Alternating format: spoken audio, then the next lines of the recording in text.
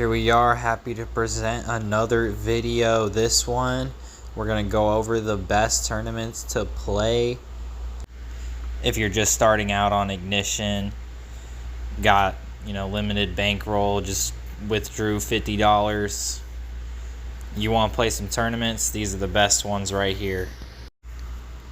In the US, they run in about the evening time, like that one's 6:30. I'm in the Midwest. We got the Micro Roller, the Beginner DS, the Micro Edition Lucky Sevens, and the Micro 6-handed Monster Stack going. We're going to try to run it up. These are the best tournaments to play if you have a small bankroll because the buy-in is small and the fields are not insanely big. And the people aren't very good either. We get wrecked though still, but good thing it's only $3 or $2. As long as you can play somewhat exploitive, you can win one of these. And let me show you how to do it. A lot of the opponents in these tournaments play pretty loose, passive. So my optimal strategy is to just raise a lot with good hands, basically. I don't bluff too much. I still try to bluff a little bit to stay balanced, but for the most part, they'll have just nothing all the time. There's some aggressive opponents too, but those are really good as well because they can help juice up the pot when we have good hands and sometimes accidentally go all in against us when we have good hands. And another, so the Beginner DS is only like 50 people. So we doubled up. We just registered not that long ago. Might win another hand here. And we're already at 10 left. About to be the final table, actually. We just eliminated that guy, it looks like.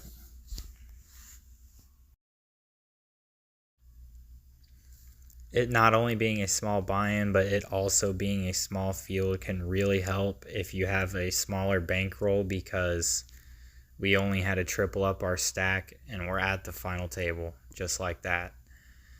Given it's not a big final table, but we're going to profit.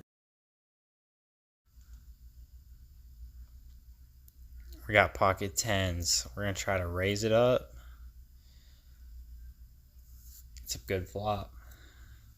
It's a good flop because we have an overpair and it's a micro, so you could definitely have top pair and go with it. You could have middle pair maybe and go with it. Let's see.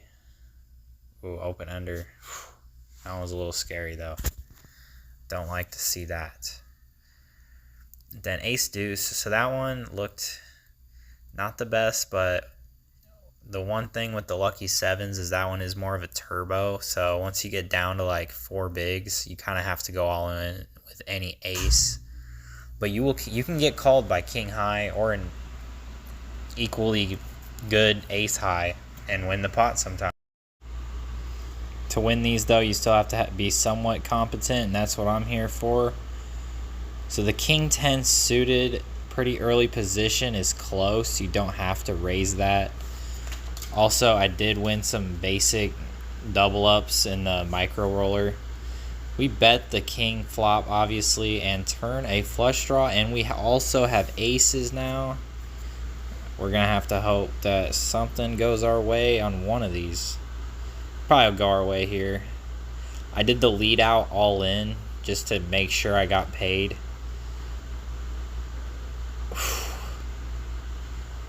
Got the triple. I think we're in the final table now. As long as you can make it there, just triple up at the final table. And we're about to run up this one big blind stack, maybe? Maybe? Yes, sir. One big blind comeback, maybe? Man, I'm hoping. Yes. I think we might make the comeback in this one. Yes. Gotta make sure I'm filming this.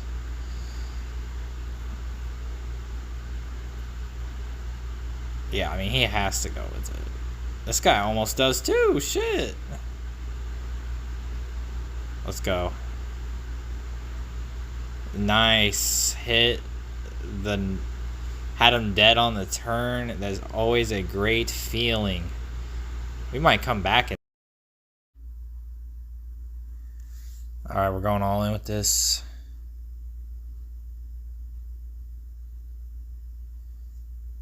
I mean, this guy probably has to go with it too. Can we... Come on. Oh. Yeah, dude, we just came back.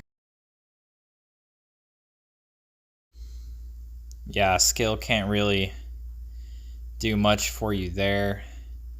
You gotta get lucky still too. At the end of the day, like, hopefully we might hear. I know it's a scary flop with the flush, but we're still gonna go ahead and raise.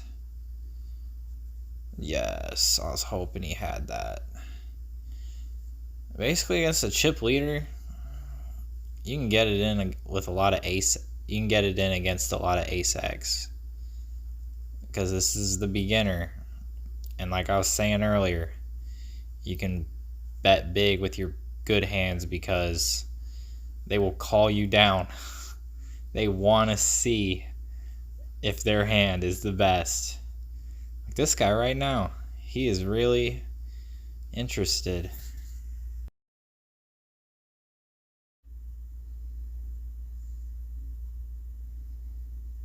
Kind of a questionable open.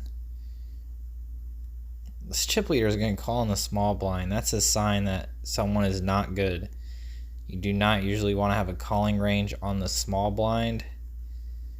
We flopped a pair, and I decided to check because there is also ICM in these, especially when you're at the final table. You do not want to play big pots with the chip leader, and on that river, if he did go all in, we were going to fold top pair, but whenever he bets, let's say in that example, the pot was 40K, he bet about 10K. That's a small bet relative to the pot. See if we can get some more value out of him, huh? Right away. Didn't even have time to explain what I was thinking in the last hand. It's not going to work this time, but basically, dude could have got a lot more money. See how he lost all his chips with ace high versus a flush, and we didn't?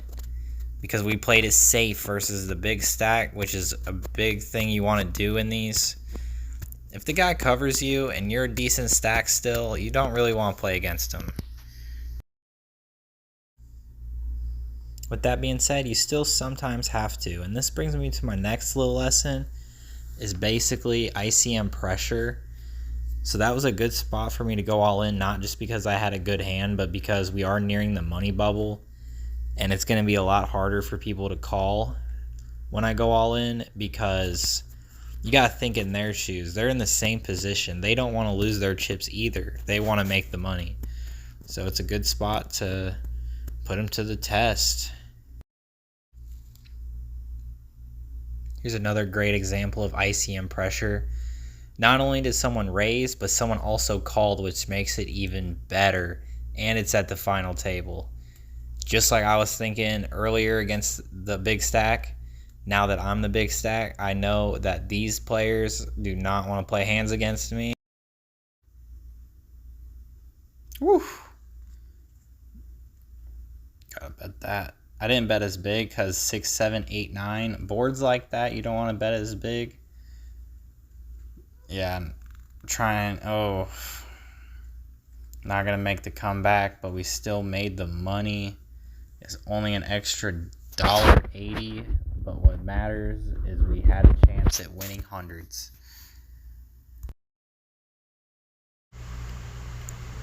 We have not been so lucky in this micro edition 6-handed. Get down to 4 big blinds like this, you kind of do want to start going all in with these suited Broadway hands. We're gonna get lucky though. He even had ace 9 too. We were not in good shape. Missed this double gutter. Not lucky there. And we've made it to the final two, and he's going to try to limp in, and it's a good spot to raise because when they limp, they probably don't have a good hand. And we're going to gamble here with ace queen in the micro roller. And get the call. Don't like to see it. It's a flip, and we're going to win the flip.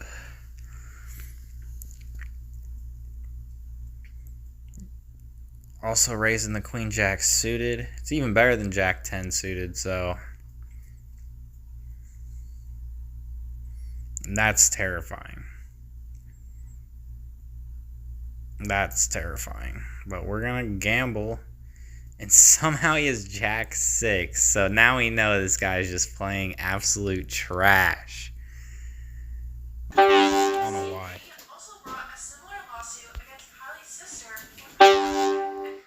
We might win our first tournament with 9-8. Maybe. Nah, I don't know if I would be brave enough. Let's see, dude.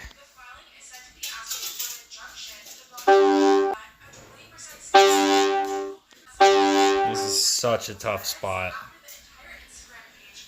I'm going for it. Oh my. Oh! We win! We win! Shortly after my victory, I end up busting the 6-handed monster stack right after making the money. We go on a hell of a run in the micro roller.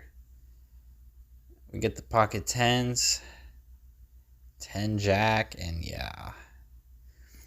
It's history. 14th place. Almost had a way better final table. Hope you all enjoyed. If you made it this far, make sure you hit like and subscribe for more poker videos. See you next time.